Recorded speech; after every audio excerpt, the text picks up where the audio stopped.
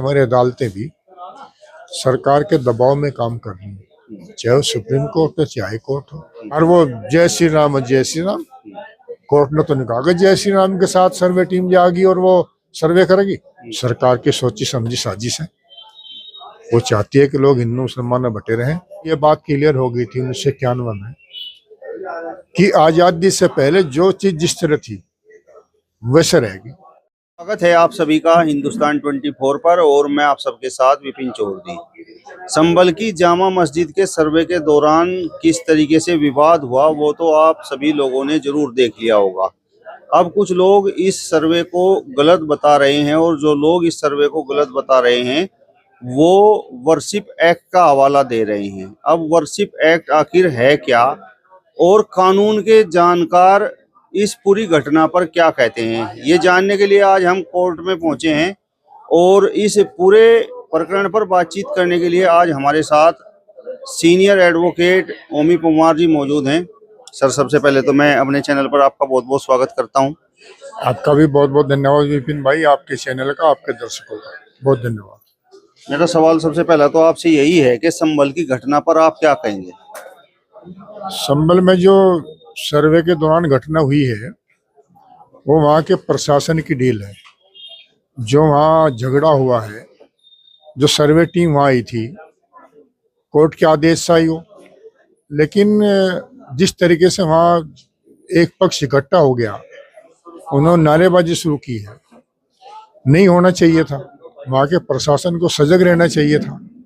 जो survey team थी उसका काम सर्वे करने का था और जो लोग वहाँ कट्टरता दिखा रहे थे वो किसी पक्ष के हो चाहे, उन्होंने गलत किया है और ऐसा नहीं होना चाहिए। उसका परिणाम ये हुआ है कि वहाँ पे झगड़ा हो गया, झगड़े में मौत हो गई। सर, मेरा सवाल आपसे ये है कि आप कानून के जानकार हैं, तो जिस वर्शिप एक्ट का हवाला दिया जा रहा है तो वो वर्शिप एक्ट है आखिर है क्या?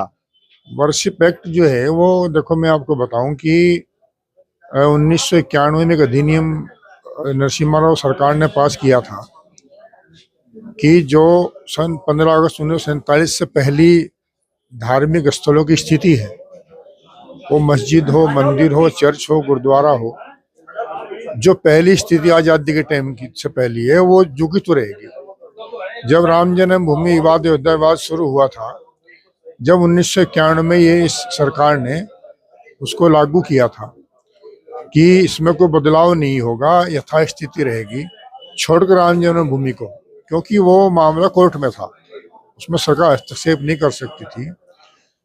अब ये वर्शिप एक्ट यही है कि सन 1947 से पहले जो स्थिति थी हमारे धार्मिक स्थलों की, वो जो कि तो रहेगी, उसमें कोई छेड़छाड़ नहीं होगी। ये वर्शिप एक्ट है। तो इसका मतलब जो संभल की जामा मस्जिद का सर्वे हुआ तो वो आपके हिसाब से गलत है, कानून के हिसाब से गलत है? नहीं, कानून देखो, कानून के हिसाब से तो गलत नहीं है, लेकिन जो स्थिति वहां पैदा हुई है, सरकार की जिम्मेदारी थी वहां पे इस तरह की भीड़ भाड़ नहीं होनी चाहिए थी। और वहां पे आपको याद होगा कि मैं आपको बताऊं कि राम जन्मभूमि को ले लो आप, वहां पे एक पक्ष आया था मस्जिद गिराने, दूसरा पक्ष तो था नहीं, लेकिन वहां बहुत थोड़ा हुआ और बहुत नारेबाजी हुई। उसका परिणाम ये हुआ कि सारे देश की स्थिति खराब हुई। ऐसे संभल में हुआ है, दूसरा पक्ष नहीं आया था, लेकिन कुछ लोग सर्वे टीम के साथ लगे लिए नारेबाजी कर रहे हैं। अब उसका परिणाम ये हुआ, सरकार को रोकना चाहिए था इस बात को। सिर्फ वही जो सर्वे टीम थी वो जाती, अपना सर्वे करती, कोर्ट में रिपोर्ट देती, लेकिन उसका रूप बदल दिया। और ये सरकार जो वर्तमान में हमारे प्रदेश में चल रही है, केंद्र में चल रही है, ये विकास के सब कामों में तो फेल हो चुके। अब ये यही हिंदूवाद मुस्लिमवाद पर अपनी सरकार चलाना चाहते हैं, लोगों का ध्यान भटकाना चाहते हैं कि वहां से हटे, लोग सोचे ना कुछ हिंदू मुस्लिमवाद चले। इस सरकार की देन है वो झगड़ा, वहाँ के प्रशासन की देन है वो झगड़ा। वहां पे नहीं होना चाहिए। तो सर्वे टीम, कानून में बहुत काम होते हैं और वही संविधान में भी ये चीज है कि सरकार संविधान को मानना नहीं चाहती है, इसको अपने हिसाब से चलाना चाहती है। ऐसा नहीं होना चाहिए था। वर्शिप एक्ट के तहत क्या संभल की जामा मस्जिद का सर्वे जायज है? देखो, तो कानून का मैटर है।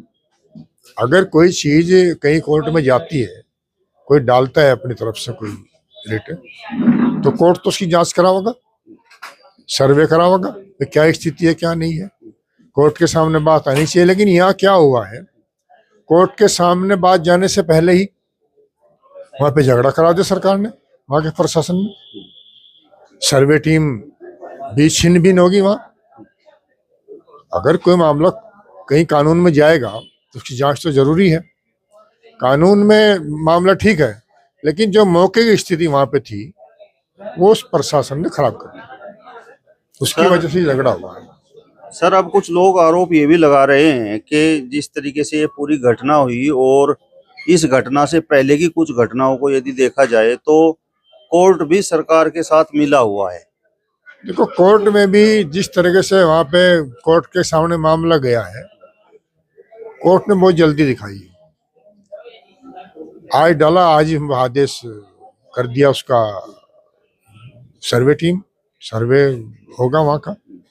कोर्ट को देखना चाहिए था। मुझे लगता है कि हमारी अदालतें भी सरकार के दबाव में काम कर रही हैं, चाहे वो सुप्रीम कोर्ट हो चाहे हाई कोर्ट हो।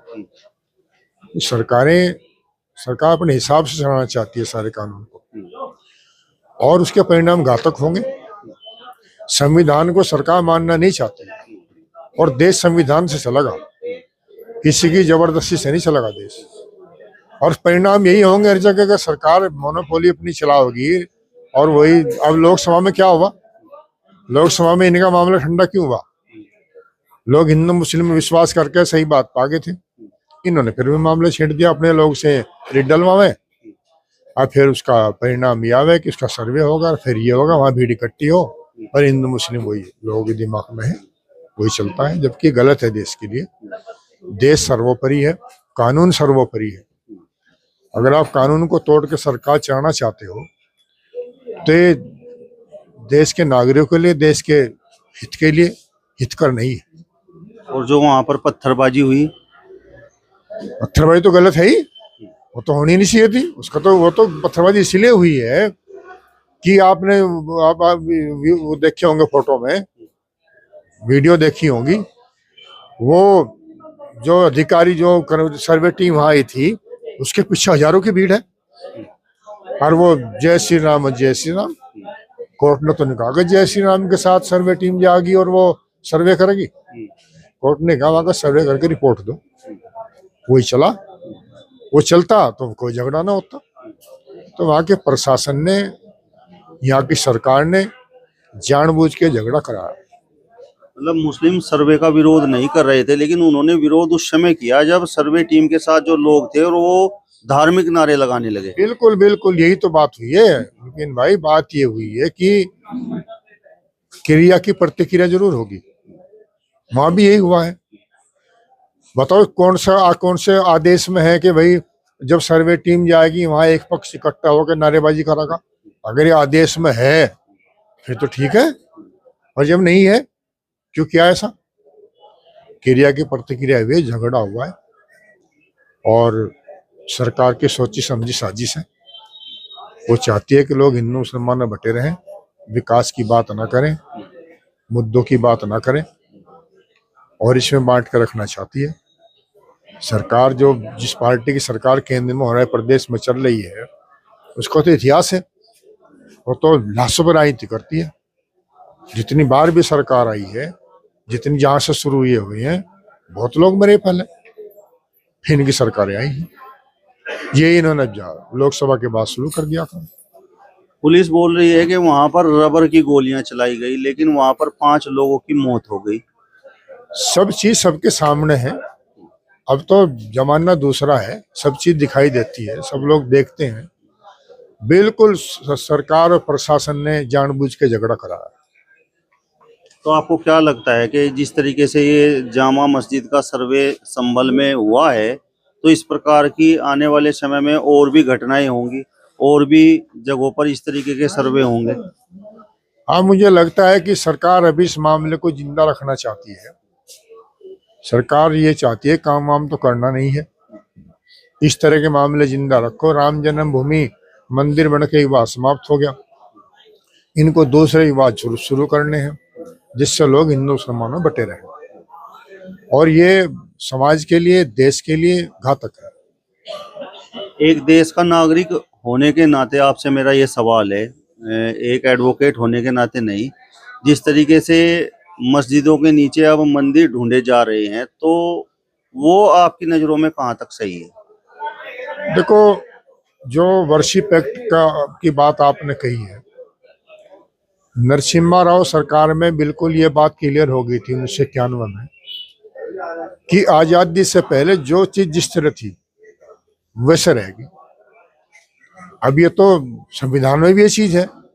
अब ये सरकारें जो चल रही हैं हमारे देश में, केंद्र में और प्रदेश में, हमारे उत्तर प्रदेश में, ये तो उस चीज को मानने को तैयार ही नहीं है। और ये हर जगह वही, कहीं शिवलिंग ढूंढ रहे, कहीं कुछ ढूंढ रहे, कहीं कुछ ढूंढ रहे। ये गलत है और इसका नुकसान होगा नागरिकों को, देश को। चलिए, तो सीनियर एडवोकेट ओमी परमार जी को आपने सुना। फिलहाल इस वीडियो में बस इतना ही। अगली वीडियो में फिर आपसे मुलाकात होगी, तब तक बने रहिए हिंदुस्तान 24 के साथ। नमस्कार।